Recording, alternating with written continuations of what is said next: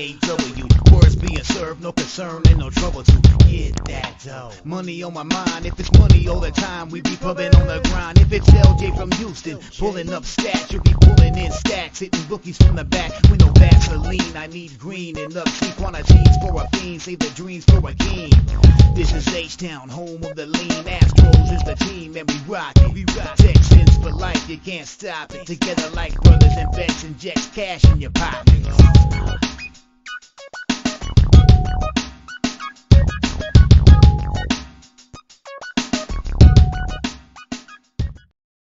What's going on, sports fans? We are back. RaWordz podcast. And we talking NFL Week 1, 2024, ladies and gentlemen. And when we talking NFL, I had to bring my guy, the OG, who banging's finest from the West Coast. Ladies and gentlemen, try Wham, ladies and gentlemen. Try Wham. Yes, sir. Yes, sir. Markel up in here. Shout out Markel. Yeah, shout out Markel up in here, man. Week 1, we back in here. I'm feeling good, bro. Happy to be here on RaWordz podcast with my dog LJ from the H-Town. You know what I'm saying? Love the intro. Super slapper right there. Hell yeah, I love that. I love that, man. Happy to be up in this motherfucker. Oh man, listen, man. My palms have been sweating for about a week now because, my opinion, this is the best time of the year. So I love NFL. I love the fact that we can get money in the NFL legally. And so it's time to get paid, man. So we're gonna definitely go through the whole schedule. You know, we don't have to touch on every game long. You know, just give your point. You know, if you got to play, you're good. If you don't, hey, we can move on. You see what I'm saying? So we don't have to waste time. You know, I know the people, you know, they're just trying to see what we're talking about, see what we got, what we crack it. Because, like I said, we're going to talk about this again on Sunday morning. So it's just going to go through all the weeks. You know, I just want to get Wham's opinion on the games. And, you know, let's get to it, man. We're going to start off, of course, Thursday night. That is tomorrow. Going to Kansas City, Baltimore +3. Total is 47. Now, we talked about this, you know, a couple of days ago, and I'm taking the Ravens. Well, you know, I'm on the +3. You know, I may convince myself to take the money line by tomorrow, but I'm locked in on the +3. And I just believe that they got a sour taste in their mouth after the AFC Championship. And I just think that Harbaugh has a history, season openers, you know, 12-5.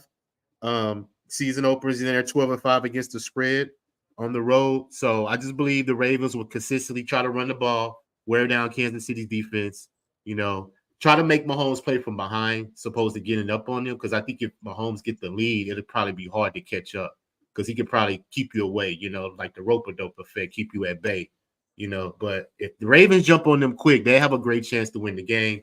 But I took it safe, and I just took the +3. So what you looking at? Hey, man, look. This is how I'm coming. I'm coming like this hot every game that we see the Chiefs on the schedule. I'm coming in hot. I'm fading the Swifties. I'm trying to let y'all know. I'm letting you know ahead of time. I'm fading the Swifties, and it has a lot to do with what you seen last year. I seen them cheat against that Thursday Night Football Amazon Prime game with the Chiefs against the Kansas City. I'm sorry, not the Kansas City, but the LA Chargers. Seen the refs cheat. Seen the refs cheat last year. I seen them get them all the way down to the nitty gritty to win the back-to-back titles. And now people expect them to do the impossible and win 3 straight. That is impossible, and it won't happen. That's too much parity for the Shield. Protect the Shield. And by doing that, you will have to fade the Swifties. And it starts off early against a team that is really good on week 1. Now, they haven't been good historically against the Chiefs. We all know the numbers against them. Against Patrick Mahomes, he's been pretty much getting owned. Only beat Patrick Mahomes one time is Lamar Jackson. And I believe that this is his second time he's going to be able to get it. I know Andy Reid off a bias, crazy, unprecedented. You don't want to fade that either. It's a lot of things moving in that direction, numbers-wise, historical stats-wise for the Chiefs. But we're talking about the new day and age. Both of these defenses got a lot worse. I think this over is a good play. And another with the over, I do think that both teams will start off playing pretty well and score in this first quarter so that both teams to score in the first quarter is a play I did make today at plus 135. That'll be the first play I give y'all. I do think that the Ravens continue what they did last year. And like y'all want to bring up all the historical stats about the Chiefs. Well, the Ravens were one of the best first half teams of the year last year, giving you the most money out of every bet you would have made in the first half. It was the Ravens' first half. And I think they started off again this year. The fact that they are going to run the ball against a team that is not that good against the run last year, somehow, some way, didn't nobody want to run against them. And Gus Edwards only rushed in the AFC Championship 3 times. I don't think Derrick Henry is going to only rush 3 times in this game. So I believe that this is going to be a different, impactful game for the Ravens. They will run the ball. They will do what I expected them to do in the AFC Championship. I should be scared, but I am not. Fade the Swifties, protect the shield, take the Ravens +3, take the Ravens in the first half, take the Ravens money line, and both teams to score plus 135. Digging into props, I do like Isaiah Pacheco, though. He will score a touchdown for the Chiefs. He's been scoring touchdowns for the Chiefs in the last, 8 games they played or some shit like that. I'm not going away from that. I think that Isaiah Pacheco will score a touchdown, and I do think Derrick Henry will as well. So both of them parlayed. Get your money that way as well. ATD, anytime touchdown for Derrick Henry and Isaiah Pacheco as well. But that's how I'm rocking, bro.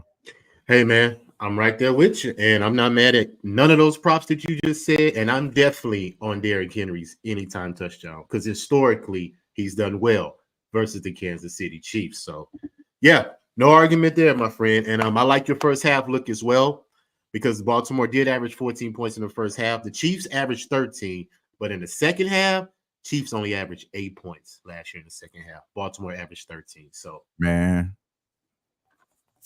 numbers looking nice, bro. Looking nice. So we can move on right quick. We're going to Brazil. Next day, Friday night. We got Green Bay versus the Philadelphia Eagles. The Eagles are, hold on, I'm on my banners. My bad, I was just talking. I'm on my banners. There we go. Packers +2. Fuck up too, you know. Packers +2 over under 49. And we talked about this game as well, I believe. And I'm on the Packers. I took the +2.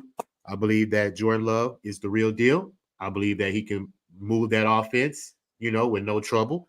And I think Philadelphia's defense has to prove that they can stop the pass. 255 passing yards allowed last year was ranked 30th. So until I see that improve, they did add some additions, but, we have to see it to believe it in my eyes. It may look good on paper, but you still have to perform and execute. So the fact that we still have to trust their defense and a little bit of friction between the coach and the quarterback, it's been a lot of noise. So all those factors, plus Saquon Barkley, he's added to the offense.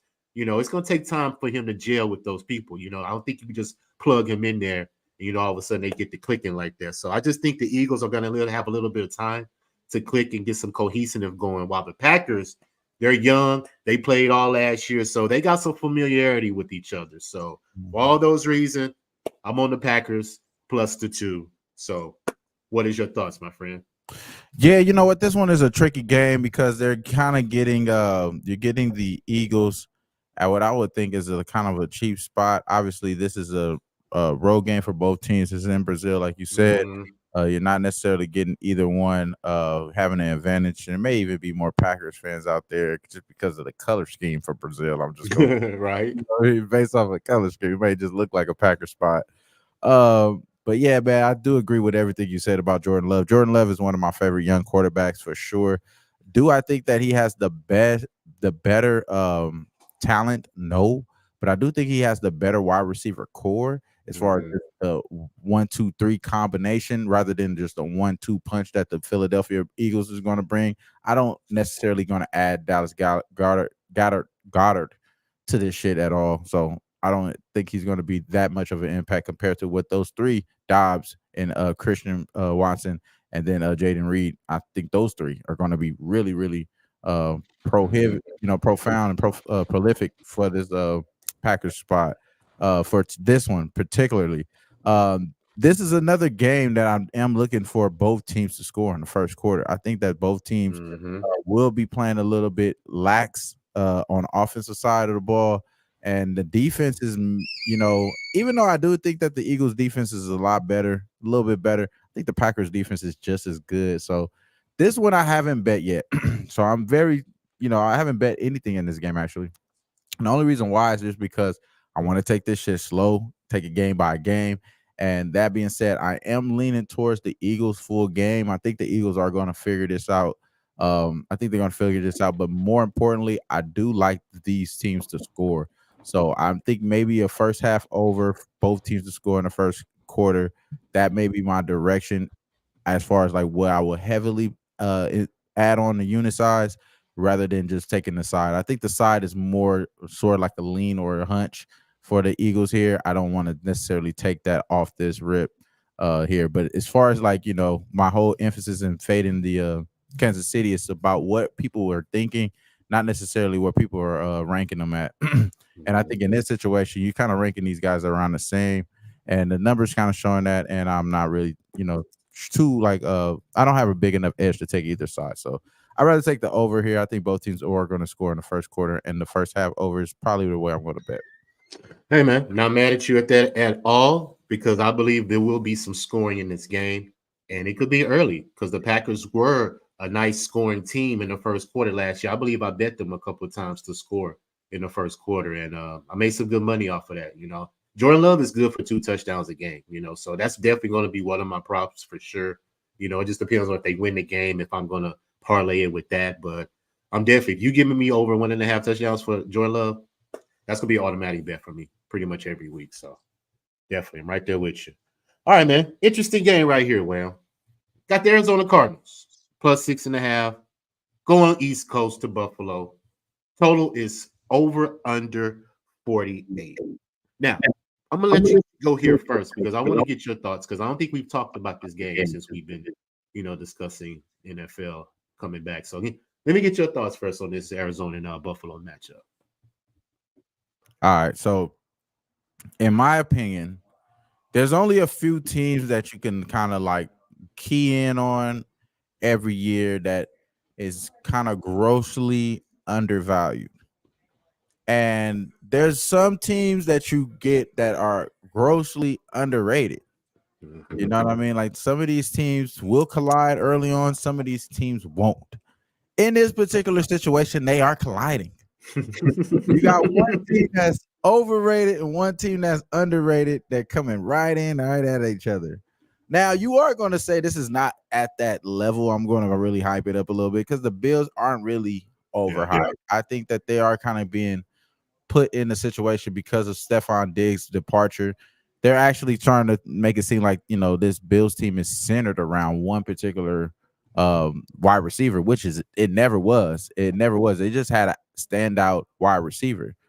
This time they don't have that standout wide receiver, or at least just yet, because they coming in with a rookie that's probably going to be RW1, WR1, and you do got another other players like Shakir, who was there last year, that showed up, and they do have the tight end, who's expected to be probably the best receiving option for Josh Allen and Kincaid. That being said, I do think Keon Coleman is probably going to make that standout-ish type of wide receiver effect for this damn Buffalo Bills team, and they will get hyped up to start off this game against the Arizona Cardinals. And you got a team that's, obviously coming out of a certain era with Kingsbury. They got a certain era with injured Kyler Murray, who was injured damn near the whole year last year. Played pretty well towards the end. And there were other guys on this team that was playing pretty well. Don't have the drop balls you're going to get that you had from the last few years in Hollywood Brown, because he's not here no more. He will be playing for Kansas City, dropping balls over there in Kansas City. So, yeah, we will be fading the damn Swifties. We can't wait till he come back. But, yeah, he dropped all those balls, and I don't think they're going to have that problem no more, because now they got probably the best wide receiver in this game, for sure, the best wide receiver. I haven't even seen this fucking guy play in the NFL yet. And I'm going to say he's going to be the best wide receiver on the floor in this game, and Marvin Harrison Jr. And now you got Kyler Murray with an actual good threat. The last time we seen him with a great threat was DeAndre Hopkins. We know it was business. The reason why he had the departure from that wasn't necessarily about Kyler. It was all business. He had to get his money, got out of there, and now they got another good wide receiver. So I think that this is going to help out a whole lot. And I do think that Trey Benson and Connor He's going to have a good tandem as far as running the ball. And this is going to be the main emphasis in the Cardinals being able to win and cover this game, because I do think they have action on winning and covering this game against the Bills. I don't like the Bills at all this year. I'm not even going to hold you. I do think that they are going to win this division just based off of the teams around in this division.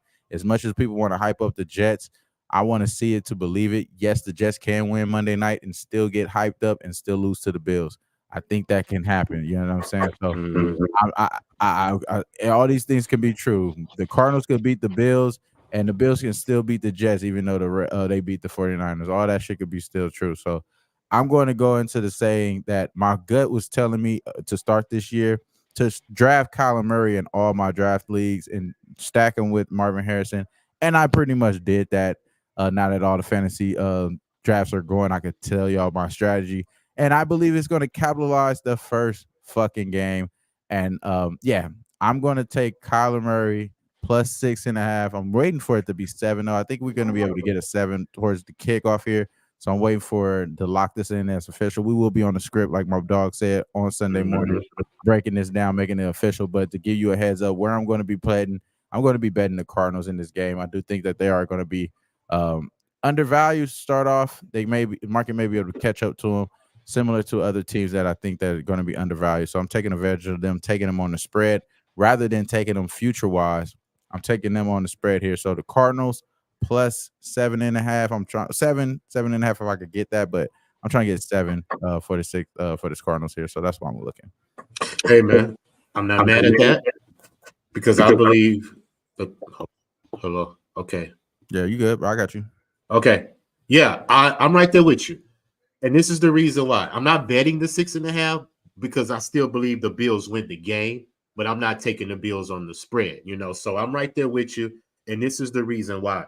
The Cardinals got a good run game. People forget that they were top 5 in rushing last year. And James Conner averaged right there at 100 yards. He's a little injury prone, so he was in and out of the lineup. But when he played, he was right there at 100 yards almost. So I believe if the Cardinals can establish the run game, because the Bills do give up a lot of run yards per carry. I think it's like 6 or 5 yards per carry. So Cardinals control the run game, they can stay in this game. Now, I still think the Bills win because I believe it'll come down to the last possession, and they may kick a field goal to win, somewhere around there. So I believe both teams are going to be pretty much neck and neck. I don't see a blowout. It's just that Josh Allen, man, it's just his turnovers are an issue for him. So if he don't turn the ball over, the Bills will be much better than they are. But he will. Yeah, I know he will. I'm just trying to tell the reason of why he is in the situation that he is, because now he has turnover. A lot of his players are gone. He has a new coordinator now that was there half a year last year, so now he's taking over. So it's a lot of unfamiliarity, in my opinion, with the Bills. So I don't feel comfortable taking them on the spread. I think 6 is pretty big, and you say it might get to 7. So I can definitely see the Cardinals staying in this, but their defense has to improve. They gave up a lot of rushing yards last year and points per game. They was ranked 31st in both of those categories. So that was going to have to change for the most part. But if they could run the ball, like I said, Kyler Murray, establish the run game, wear down their defense, I think they could stay in this game. But one of the props I'm going to take is definitely Josh Allen's anytime touchdown, because he's a touchdown machine, especially when he gets in the red zone. He likes to bully you and run you over, for the most part. So when he gets down there, he's going to score a touchdown. So anytime touchdown plus 100, he's had 53 rushing touchdowns since he's came into the league. And that's only second, I believe, behind Randall Cunningham rushing yards all time. I'm not sure. I may be wrong about that, but he's second all time in quarterback rushing touchdowns. I know that for sure. I don't know who he's before, though, but that's going to be my prop. But I haven't bet any side in this game, but I do lean to your Cardinals plus the 6.5 for sure. For sure. All right, man. You know what time it is. Let's get to my squad. We got the Houston Texans, ladies and gentlemen, going to the Indianapolis Colts. Colts are plus 3. Over under 49. Now, talked about this game once before, and it's just going to come down to if the Texans can establish the run game, because I believe the Colts are going to want to establish the run game on them, considering how vulnerable the Texans' run defense is, but it may improve this year because we got some key acquisitions that maybe can help with that. I'm a believer in D'Amico Ryans. He's changed that defense in 1 year. It's just spectacular to me. Now let's work on this offense and see if we can establish this run game. We got the receivers. We picked up the additions of Stephon Diggs and Mixon. So C.J. Stroud has a lot of options he could work with. So we establish a run game, get a play action, and keep those defenses honest. I see the Texans all the way into the playoffs, possibly having a chance to get to the AFC Championship, man. I see it. I believe in C.J. Stroud. I got money on him to win the MVP. But as far as this game, we already talked about it. I'm on the under 49. I just believe that it's a division game. Both teams are going to try to run the ball, establish the line of scrimmage. And I don't see a lot of scoring. Anthony Richardson, he only played a little bit last year, so we really don't have any tape on him to actually see what he can really do. But his accuracy and his decision-making is still in question. So until he improved those things, I'm going to trust that my Texans keep it close. And I think, like I say, a field goal game is what I really see in this game. A couple field goals, a touchdown here and there. I believe it stays under the 49. So that's my play for this game, under 49. Yeah, I just gotta go with the Colts here. It just screamed Colts to me. I love the Texans. Don't get me wrong. I don't like that Stephon Diggs is a captain. No, I ain't gonna hold you. Kind of shows the leadership ain't really all the way there. Then I'd rather have the motherfucker not be the damn captain. Like, not we did somebody else. Could have did offensive lineman or some shit. You know what I mean? Like, I think we could have went that direction. But neither here nor there. I do think that the Colts, though, what they are going to represent is not necessarily a team that's undervalued, but a team that you don't know how to value, because you're going to look at what you've seen in preseason when they were trying to run and gun and trying to use Anthony Richardson like Brett Favre and shit. Like, bro, that is not what we about to see in regular season. They will not run play action and fucking first down, 1st and 10 with this motherfucker. They not doing that shit, y'all. Like, and if they do it, it's going to be a quite effective damn play action because everybody they mama going to expect them to run. You know what I'm saying? So I'm just not thinking that that's what they're going to do consecutive like they were doing in preseason. It was kind of predictable that they were just trying to run passing plays for him, and he was turning over the ball. You had the pick six. You had the fumble that was recovered by their team, and I was watching it live on Who Bang It and stuff. So I was looking at it clear as day, trying to avoid Anthony Richardson at all costs. But now, bro, no way I'm avoiding him in this spot. They're home underdogs in a divisional game. This is just screaming taking them underdog, and that's how I'm going to take it, bro. I'm not locked in on this yet, but the Colts money line is probably the way I'm going to go here. I do like the Texans, don't get me wrong, so it will be something I'm going to be looking in live too, but yeah, I think I'm going to only go Colts here, bro. Hey, I'm not mad at you because I believe the Colts will win, could possibly win the game, but I'm not going to bet it. I'm just, I'm expecting them to keep it close because we beat them last year to get into the playoffs. They was one drop away. I think it was at the goal line, to be honest with you. So they were close to winning the game. So I definitely believe they got it on the blade. They've been trying to get back at this team. So not mad at that at all. Let's go on to this one. Interesting game here. Yep. Patriots plus 8.5 versus the Cincinnati Bengals, over under 41. So basically, both these teams have some improving to do, in my opinion. As far as the Bengals, I don't think Jamal Chase is still not signed, and I believe that's going to be a distraction. I think they had him practice today, or he was dressed up. Okay, but he still won his money, and I believe that's a distraction. That's just me. And I believe that's going to trickle over into the locker room and possibly cause some issues for them. Now, I'm not saying that they're going to lose to the Patriots. I'm not saying that, but I'm just saying that it's going to take some time for Cincinnati to get clicking, in my opinion. Now, as far as this game, both of these teams didn't even rush for 100 yards last year. And, passing yards, Patriots was ranked 28th. So I don't see how the Patriots are going to move the ball. Jacoby Brissett is starting, I believe. So I think he'll have a short leash for the most part. If he turns the ball over the first couple of games, you may see Drake May come in there. But the Patriots defense is still solid, in my opinion, for the most part. They still got some traditional players over there. And I think the Bengals Gonna need some time to click, so I can lean under 41. I haven't bet it, but if I had to bet it, I probably would lean under in this game. I just don't believe both teams are going to be able to move the ball efficiently because they don't have a run game, and so I see that to see that you can put up points and establish a run game. I'm not going to be interested in betting you. The Patriots averaged 6 punts last year a game, man. So they didn't move the ball at all. So for that reason, I lean under. So what you thinking? Yeah, I mean, it's all about the trenches in this game to me. This game is all about the trenches. This is going to be a tough nail and grit ass game. Obviously, it's one of the lowest totals of the game as well. I think 41 it's at right now. It's one of the lowest ones of the week. Mm-hmm. So I think that's telltale sign that this is going to be one of those grind out games. All about the trenches. Expect the offensive line for either team to hold up to be, successful. And I do think that the Bengals, dynasty, or I'm not saying dynasty, but their championship window is starting to close. You're starting to see it. Guys are holding out. Guys are not trying to show up for camp. You did see Jamar Chase did practice limitedly today, but he is still trying to get paid, bro. So he's not only coming in here just to let y'all know, yeah, I'm intended to pay, but that's have good faith that y'all said that y'all was gonna get this done before the week started. So I think that's kind of what he's been told. Reason why he's showing up to show all his teammates, like, yeah, I am trying to be here, but if they ain't paying me, bro, by the time it's happening, I ain't coming. I'm not gonna be like Magic Johnson. So that being said, though, I don't think it's gonna affect this game particularly because I think he's just gonna get paid. You've seen that throughout the NFL. They just playing hardball, whatever the case. I don't know. But the Patriots, I do think this is a good spot to buy on the Patriots, especially for a teaser spot here.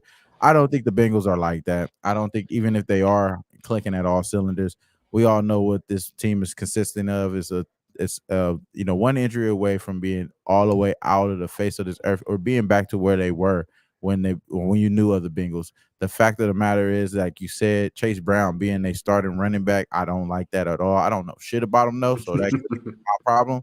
I could just be not knowing nothing about him. But I'm expecting if it's about the trenches, and I think Ram Stevenson, and I do think that Antonio Gibson is a better running combo for this Patriots team. I'm not sure to just count out Jonathan Mayo because now we're all talking about, all these other things going on. This is a whole new regime. We don't have Bill Belichick no more. This is a whole new regime for the Patriots. Maybe it was a great idea to hire within like they just did and get their new coach that could be one of the stars of the coach. I think I like his demeanor so far. Everything I'm hearing from him, everything I'm hearing from the players, really. That's what I'm really going into. So I like to hear what the players are saying about the coach rather than just what the coach is saying. That just gives you a chance of if it's fluff or not. And I think a lot of this shit is hardcore concrete. I think the Patriots are going to be one of those teams. Another reason why I do like the Raiders too, because I'm hearing the same type of shit from the Raiders players as well. And if you believe in the coach, you're going to be able to believe that you could beat the team on the other side because Fugazi is Fugazi. And if you believe that you're real and you got it out there and you get out the mud with your brother next to it, doesn't matter about talent. It's about willpower at that point. And I think they may have a chance if it's about trenches to win and cover this game. Not necessarily win, but cover this game. I'm sorry. So I do think that the Patriots are live at 8.5, especially as a teaser. That will be the way I would go, though. I would probably put them in the teaser just because it's such a big spread. And again, I think this is going to be a low-scoring game. So the fact that we're getting a big total, big spread, is going to make it a little bit hard for you to, score that many points to cover that spread. So I think that that's the reason why I would like to take the Patriots, especially on the teaser. Yeah, not mad at you at all. That is a big number, 8.5. And I don't think the Bengals are fit right now to cover that spread. So they not like that. Yeah, right there with you, buddy. Not mad at you. Talk about this one, man. Interesting game. Minnesota Vikings taking on the New York Giants. Giants are plus 1.5 at home. And I missed the total. I don't know why I missed that, but do you have the total up right now? Oh, yeah. So this the Giants game. This is hold on, my fault, bro. I can't believe I missed the total on that. I think it just popped up. Okay, here it is. So Vikings at 40.5, 41.5. Another low total. This is another of the lowest totals. Okay. And it has to do with just the quarterbacks here. If you wanted me to come right into the breakdown here, bro. Yeah. I don't have nothing for this game. But what I do want to know is that if they are still being able to get to the receivers, Addison anytime touchdown and Justin Jefferson anytime touchdown. Why would we change that? That's something that we was riding with the script. I think that's something that we got to continue. It doesn't matter who's throwing him the ball. They probably gonna score on whoever they going up against. And then this team defense, as far as the Giants, did get a little bit better. In the offseason, they did get a tad bit better, but I think their offense is still so bad. It's gonna have them defenses just always out there, bro. They just gonna always be out there, and the Giants suck. So I gotta go Vikings here if I was to do anything, but I don't trust the Vikings at all. But this seems like this is a better spot for the Vikings. I think that the Giants is just a terrible team, and shame on Dable. You know what I'm saying? I just think that y'all just trash. Yeah, you're right there. Definitely on Madison's anytime touchdown, simply because the Giants gave up over 1.5 touchdowns, rushing touchdowns last year. And I don't think that's going to change for the most part. And I'm definitely on the under. Talked about it earlier. Under 41 is my play, just because the Giants are 23-8-2 to the under at home since 2020. Daniel Jones, he struggles versus pressure, and I believe the Minnesota defensive line can get pressure on him, cause some turnovers, which he is turnover prone, as we know. But the Giants defense, though, they were ranked number 1, tied with Baltimore last year in 31 takeaways. So the defense took the ball away, but they didn't do anything with it because Daniel Jones is trash. So for all those reasons, I'm on the under 41, like I mentioned, and I'm definitely riding with Madison anytime touchdown, because he will have a rushing touchdown versus this trash rush defense that gave up 134 rushing yards last year, ladies and gentlemen. So those are our plays for that game, and we can move on to a better game. Wham's favorite team, Pittsburgh Steelers. +3. Going to ATL, ladies and gentlemen, taking on those Dirty Bird Atlanta Falcons. Over under 42. So I'm going to give it to my man Wham, because he is a Falcon novelist. He knows this team. He likes this team. So let him take it away and explain why the Falcons are going to win this game. All right. So this game is another battle in the trenches, of course. It's about the running backs. It's about the damn offensive line. It's about the defensive line. And it's about whose quarterback is making the least amount of mistakes. And when you think of those few different things, first thing I think about is least amount of mistakes. And then I think about the trenches. The trenches is terrible over there on the Steelers. The offensive line is not that good. Now they have a quarterback that's going to start in Russell Wilson, who's shown us this last few years that if they telling you to let him cook, don't eat that damn bologna sandwich. Slap that out of his hand. He's not trying to feed you nutrition. Don't let Russ cook. And at that point, I got to go Kurt for Russ. And then I have to go the trenches for the Falcons there as well, because I think the trenches, fact that we're getting healthy, we have a healthy Grady Jarrett, we have a healthy Miata, we have a healthy defensive backfield. I think that that's going to be such a big improvement for our Falcons defense that we're going to be one of the best defense in the league to start off. It's like we were last year. We just got to hold it out and stay healthy.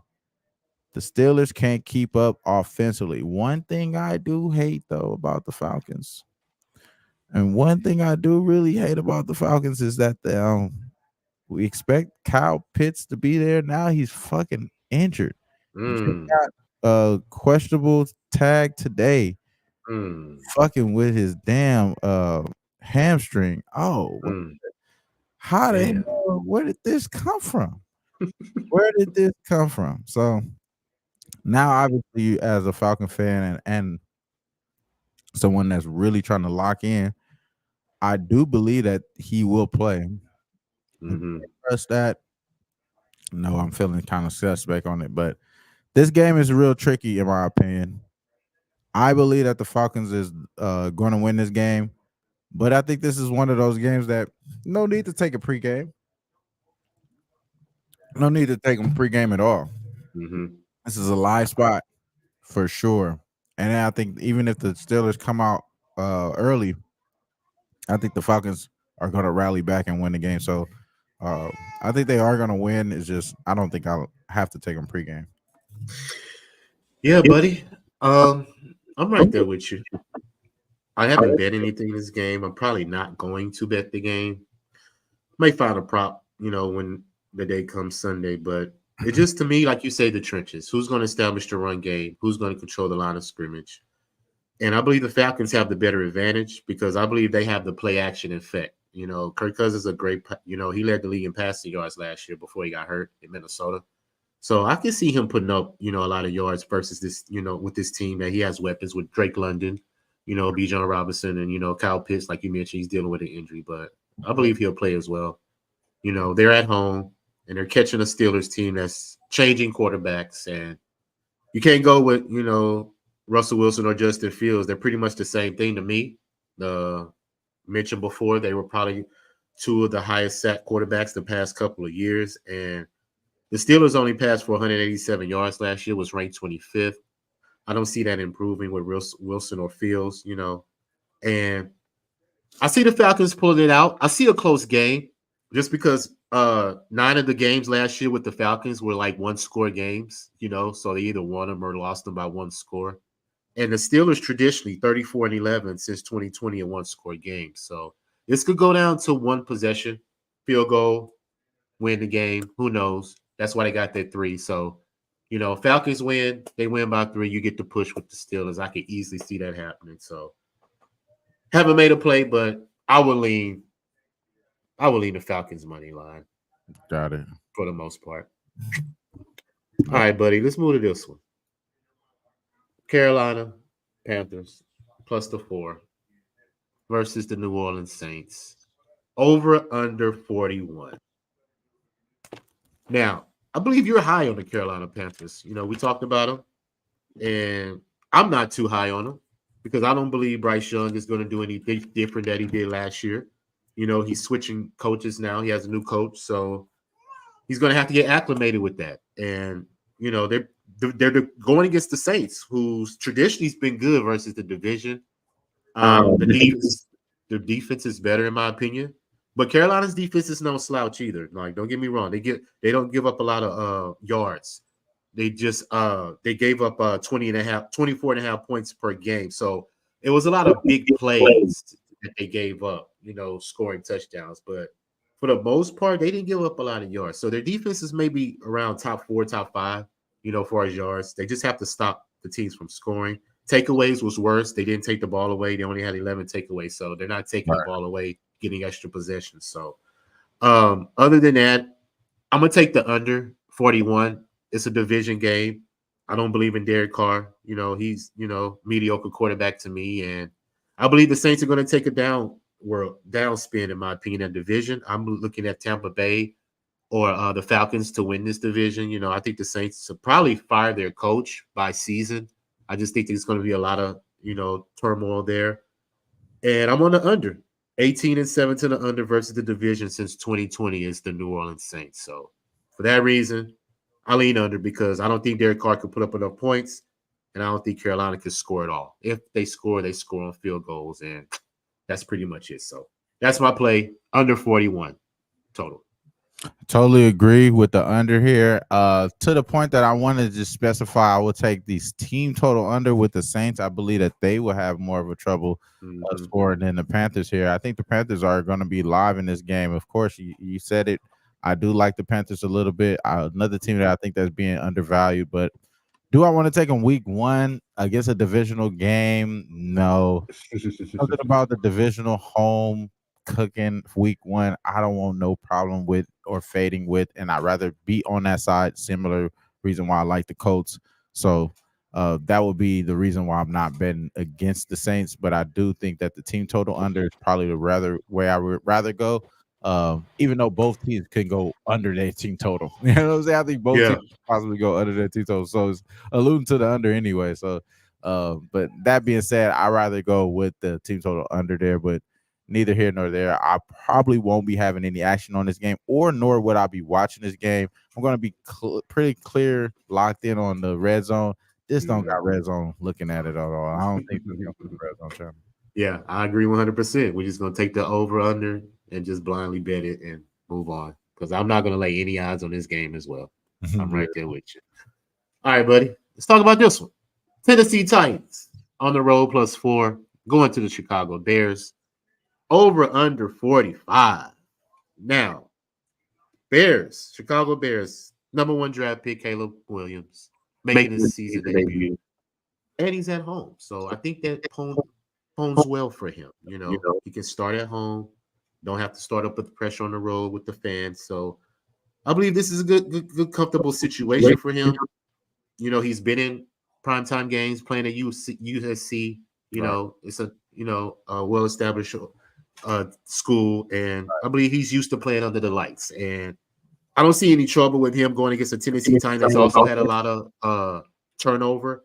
They added some key additions on defense, though. I think they got Snead, got a couple more pieces. So I think the defense will still be solid, in my opinion. But I just think the Bears got too much on offense to where they can score more than the Titans, and they can put up more points. The Bears averaged 21 points last year with Justin Fields. So I believe Caleb Williams can get you 20 points. I believe he can do that. He's that type of quarterback. And they got the weapons. Mike Williams, they got a couple of key weapons over there that can get the ball. And as far as rushing, defense, Bears defense is solid on the rush, man. 86 yards allowed on the rush, which was #1 in the NFL last year. So you can't run on them. So they're going to make Will Levis pass the ball. And I think that's going to, pone well for the Bears. So I'm leaning Bears. I haven't took it yet. I'm still going to think on it, ponder on it, see how things are working on Sunday morning, because like I said, we're still going to talk about it Sunday morning. So haven't made an official play, but I will lean Bears if I had to bet it now.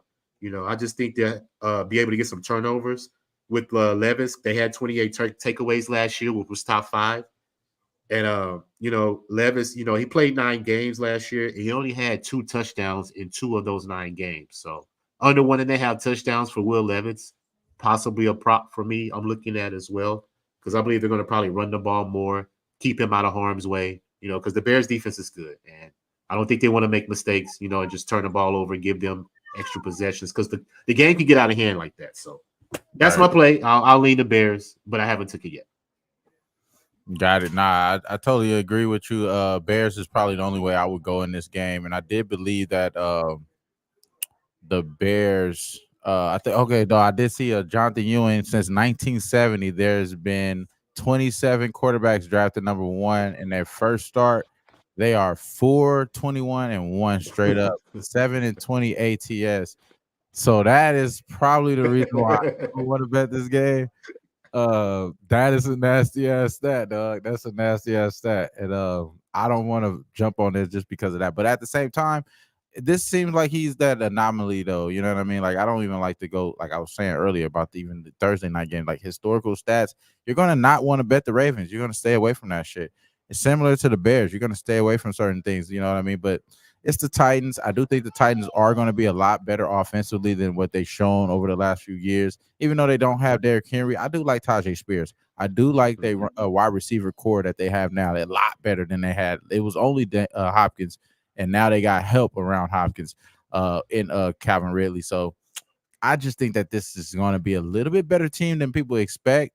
The Titans, the Carolina Panthers, those are not the laughing stock as much as they were last year. Similar to how your team just came out to the rise as far as the Texans. I think there are going to be a new faces of teams showing a little bit more. And those other teams, that were older, that, windows are starting to close. They will be on the outs looking in, out there. So it is good to see there. I believe that the Titans probably have a good enough number here, but the Bears are getting a lot of love. I think they are getting a lot of public money and tickets as well. One of those most action type teams here. So, and I think that Caleb Williams,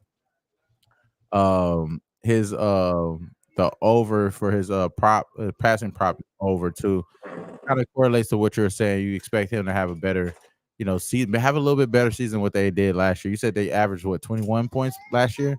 They got with Justin Fields. Yeah, they at least got 26 in their ass. You know what I'm saying? Pause.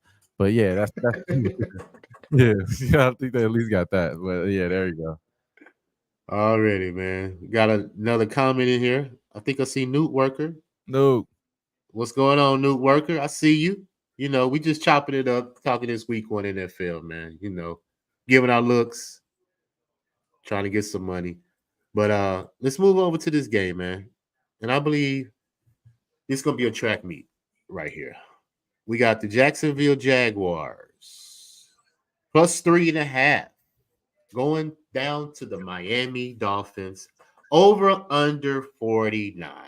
Now, I believe, like I said, I believe this is going to be a track meet. I think Miami jumps on this team quick, and I think they jump on them fast. Just because Jaguars got a new defensive coordinator. And like I mentioned, I don't believe that you could just come in and just fix things right away. It's going to take some time to do that. Not to say that you can't improve, but I don't think it's going to be one game. And you're going up against a high-power offense that put up 28 points a game at home last year. So I don't see that changing. Tyreek Hill, we already know, probably the best receiver in the league. Got Jaden Waddle. You got Mooster, and you got A-Chain in the backfield. So Tua has a lot of pieces he can work to too. Miami not only can run the ball, average 132 yards on the ground last year. You see what I'm saying? And they can pass the ball because they passed for 260 last year. So both of those things are working well for Miami. And the fact that Miami is 13-4 at home with Mike McDaniel as the coach, and also 15-6 against the spread as a home favorite since Tua's been the quarterback, I'm going to take Miami minus the 3.5. Well, I believe they cover the spread. Probably one of my best bets of the week. Just because Jacksonville, like I said, they're very turnover prone. Trevor Lawrence, they had 16 fumbles, which was second most in the NFL last year. And they had 30 turnovers. So I believe Miami's going to turn the ball over on them, probably get some easy possessions, get into the field goal position, and just basically keep Trevor Lawrence off the field. I don't think he's going to have enough possessions to stay in this game. And like I mentioned, Miami jump on them quick. Might as well, you can take Miami first half, however you want to do it. But first half, full game, I'm on Miami minus the 3.5. Yeah, this one right here is all Travis Etienne anytime touchdown for me, and I'm probably going to be outs on this one after that. It's just one of those things I don't want to be too tied into this game, and I do think that I do like props for a chain too, but I haven't really looked into it too much. But again, it's probably be a game I'll break down a little bit more on the script with us, you know what I'm saying, later on there. But I might not even have it then. You know what I'm saying? I ain't gonna lie, because I'm really not as interested in this game at all. I feel you, man. I feel you. But I see good money in this one. I'm definitely gonna be on Tyreek's anytime touchdown. That's automatic bet right there. So probably Tua's touchdowns too, over 1.5, But like I said, we're gonna deal with all that Sunday once we lock in everything officially. But I'm definitely on Miami minus 3.5. One of my best bets. Let's move over to this one, man. We got the Oakland. Oh, no, sorry, not Oakland. The Las Vegas Raiders plus 3 versus the Los Angeles Chargers. Total over under 40. Got Jim Harbaugh, new coach for the Chargers. I think he's going to change the culture. Definitely not going to be going on 4th down on my own side of the field. I know that for sure he's not going to be doing.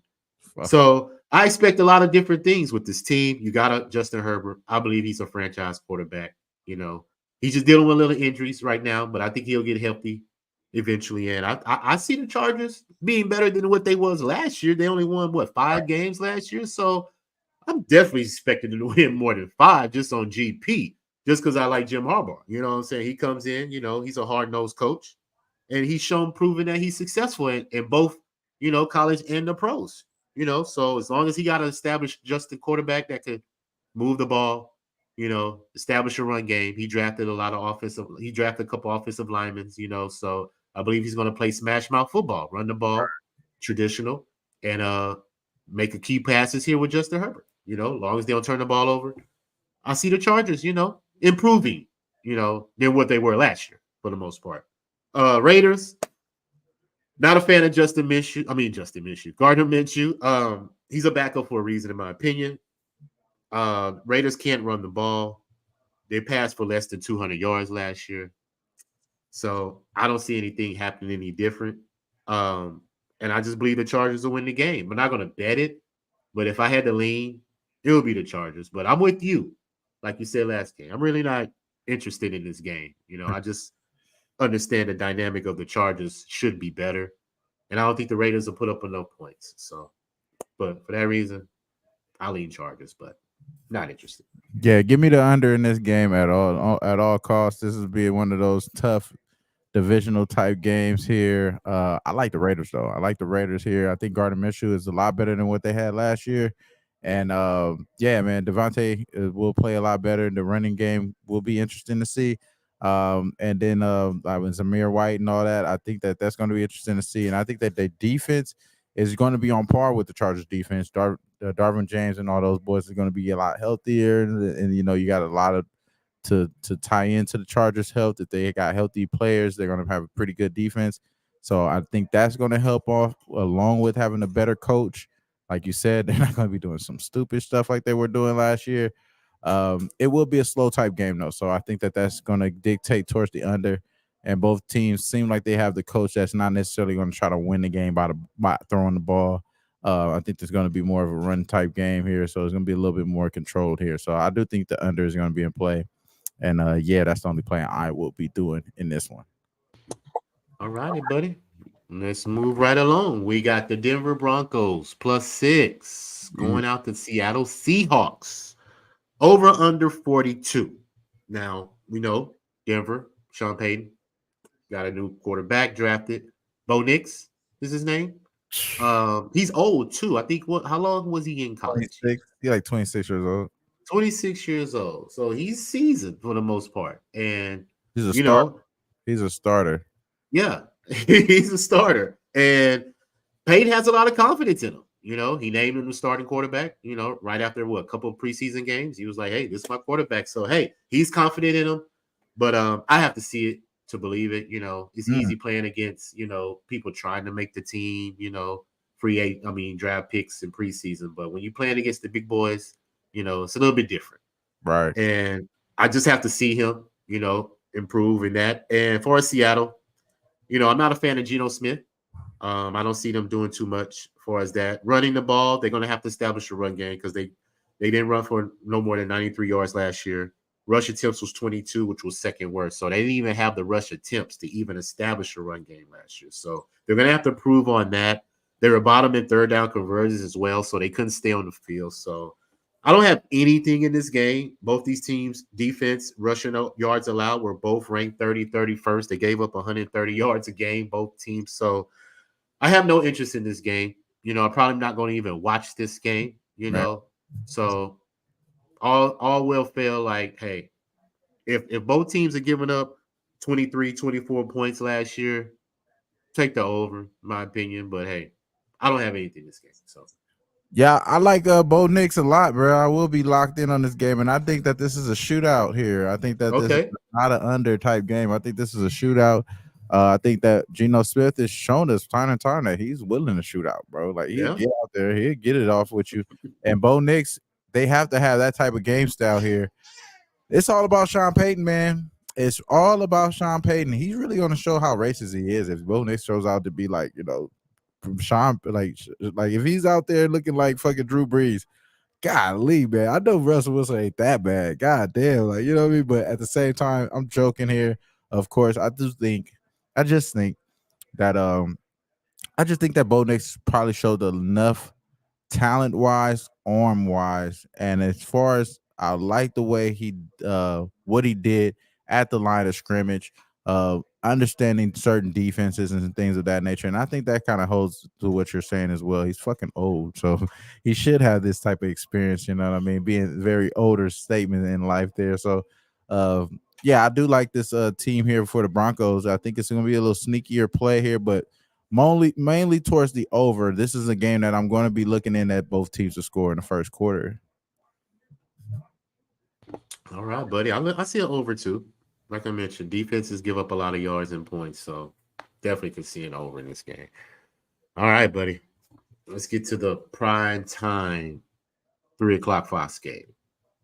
Dallas Cowboys on the road, +2.5 versus the Cleveland Browns, over under 41. And full disclosure, I'm not a believer in Dallas. I believe that had a lot of turnover. and especially on the road, I don't have faith in Dak on the road. He plays well at home. Defense bailed him out a lot of times last year, putting him in like good field positions because they turned the ball over. I mean, they took takeaways. I'm sorry. They took the ball away a lot last year, which put Dak in great field goal position. But when you want Dak to go 80 yards down the field, he hasn't proven that he's that type of quarterback. And he needs to have a run game in order to be effective as well. And I think the run game digressed by losing the running back that they had. They now have Ezekiel Elliott, who's old in my opinion. He's lost a step. And I don't think Dallas can put up enough points in this game, man. Cleveland's defense is solid, number one total defense last year. And they were very good at home as well. 8-1 against the spread at home last year in their 9 home games. So for that reason, I took the money line.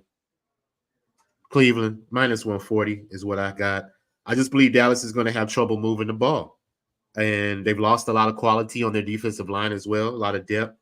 And they're starting 2 rookie offensive linemen. So I think that the pass rush, Myles Garrett and that defensive line could get after Dak, make him uncomfortable, and have him running, for his life pretty much the whole game, in my opinion. So that's my opinion right there. I think Dallas is very vulnerable on the road. They are at home. And they have to start off on the road versus one of the top defenses in the league. Not to say that Deshaun Watson is just that quarterback. He still has to prove that he's worth that money as well. He's digressed a lot. But for the reason that the defense is still solid, I think they could take the ball away from Dallas. I think that Prescott maybe throw a turnover, have a fumble, and swing the momentum to Cleveland late in the game, and they pull it off. Maybe by a field goal. I can easily see a field goal, walk-off field goal, win the game. I can definitely see an under as well. But I'm believing Cleveland come out the gate with the money line, with the victory. Minus 140 is my play. Yeah, man. This game very, very interesting. Defense should be on display for sure. Man, I really don't want to I don't want to jump the gun on this game and say I want to take the Browns too. It's just that I think that the Cowboys got the nastiest narratives around. And I think that they might not necessarily need that running back that we all think they do. You know what I'm saying? I think that Dwabble guy, whatever the fuck, I think he might be enough for them. And that's going to be pretty much all she wrote, though. So I got to think a little bit longer on this one here, but I'll probably going to have to pass it till now. But I'm kind of leaning with you with the Browns, though. Okay. No worries, buddy. We still got time. I just believe that Cleveland's defense is going to make Dak Prescott day very, very, very hectic. Let's move on to this one, man. We got the Washington Commanders +3 versus the Tampa Bay Bucks. Over under 43.5. Washington, new quarterback, new coach. A lot of pieces on defense that they added. Similar to what the Texans did last year.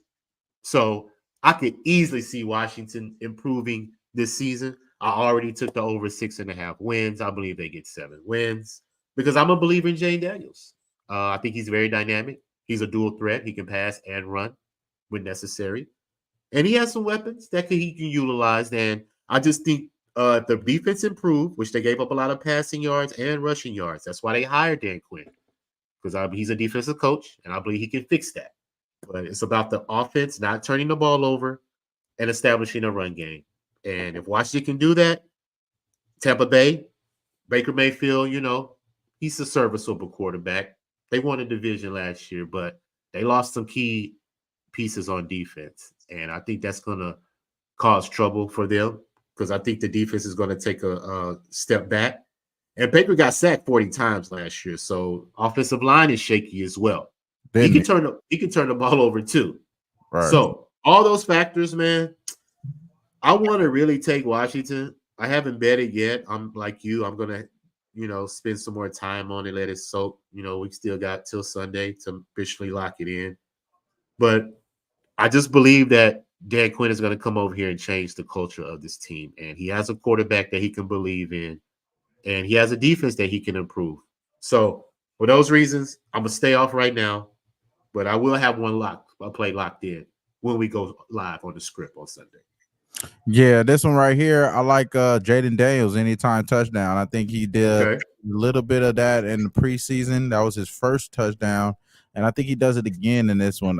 His run style reminds me of Le'Veon Bell. I've heard that comparison to him before. I agree with it, and I do think that the Bucks may be probably the better team here in this particular game. So I am on the over 6.5 wins for the Commanders. That is an official bet for me. So far, that is locked in. But as far as in this particular game, it has to be anytime touchdown with Jaden Daniels, and that'll probably be the only thing that I lock in. Okay. I feel you. Yeah, bro.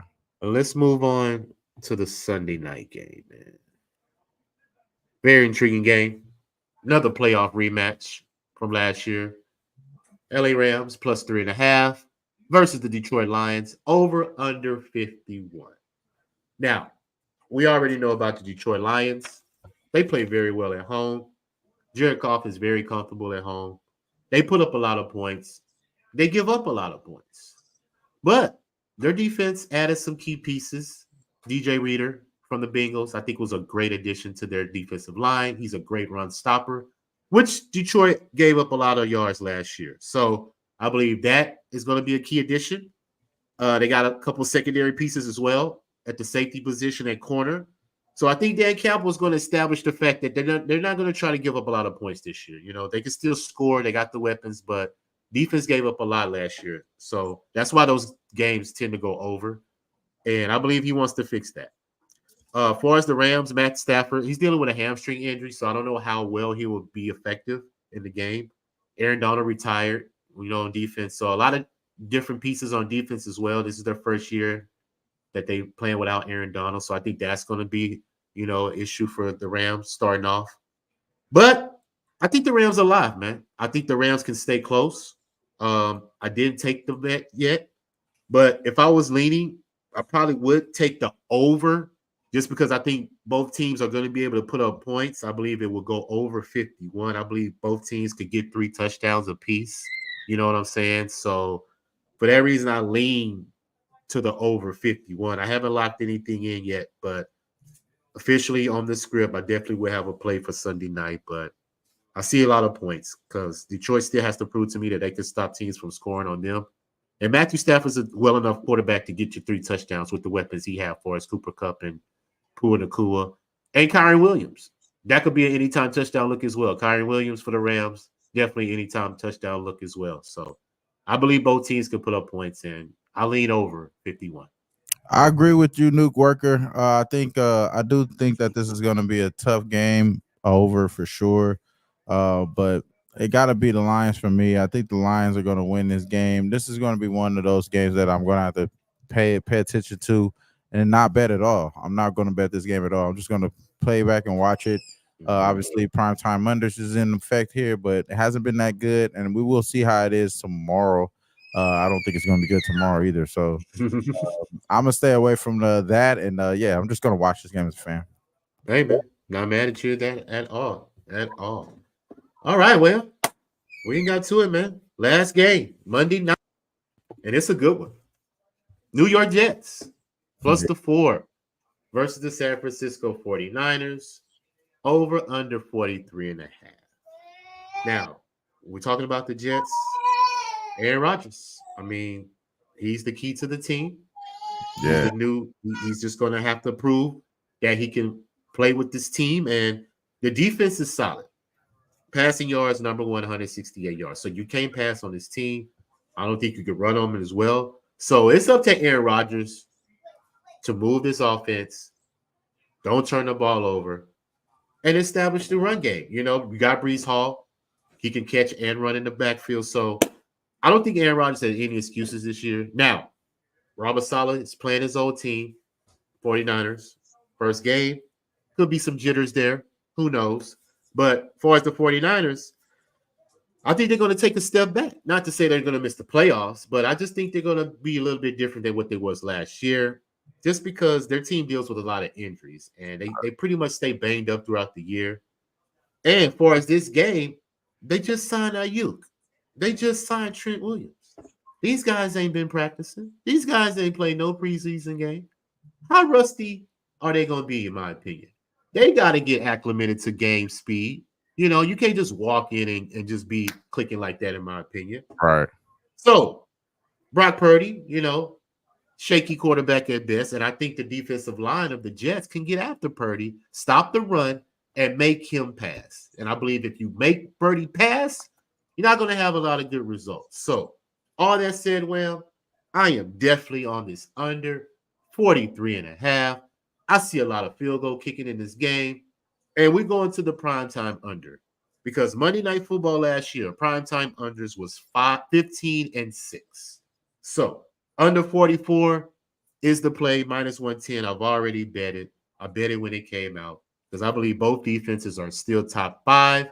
And I believe they're going to keep this game low, feel each other out, and it may come down to a field goal to win the game. So that's my play, under 43.5. Good stuff. Good stuff. For me, nothing at all. I think the Jets are going to win this game. I don't believe in them at all either. I think Breece Hall is going to run the ball down there, throws paws. And I think it's going to be a good game for the Jets all the way around. So I like the Jets here. Nothing official. I'm kind of pissed off. The Dodgers just gave up a 5-0 lead in the first inning. I'm kind of mad about that. So, yeah, other than that, I ain't going to lie to you, bro. But I'm pretty much off this game, but I do like the Jets, though. All right, buddy. Yeah, I'm just going to stick to the primetime under. It's been very, very profitable past years. So why stop now? You know, so yeah, man, that's the show, Am. Appreciate you for coming on, man. We got through it, and like you mentioned, y'all, we will be back again later this week on Who Banging Sports, talking the script, talking the NFL slate. So let my man shout out any shout outs he got, plug anything for us. Floor is yours, my friend. Man, y'all know where to find me. Try Wham on Twitter. All the content's there. I'll be back on RaWordz podcast as we always be, man. It's only right. It's only right, man. It's only right. So appreciate y'all. Once again, RaWordz podcast is back. We be doing this every Wednesday. You know, if God forbid, you know, if life get in the way, we already know it shit happens. But hey, as long as we got time, we gonna find a way to come on, give y'all some looks, make y'all get some cash. And until then, man, we're going to continue to bust these bookies over the head and continue to get this money. So until then, I'm RaWordz, LJ from H-Town. Try well in the building, and we out, ladies and gentlemen. All the time we be pumping on the grind. If it's LJ from Houston, pulling up stats, you'll be pulling in stacks, hitting bookies from the back with no Vaseline. I need green and up quantities for a fiend, save the dreams for a king. This is H-Town, home of the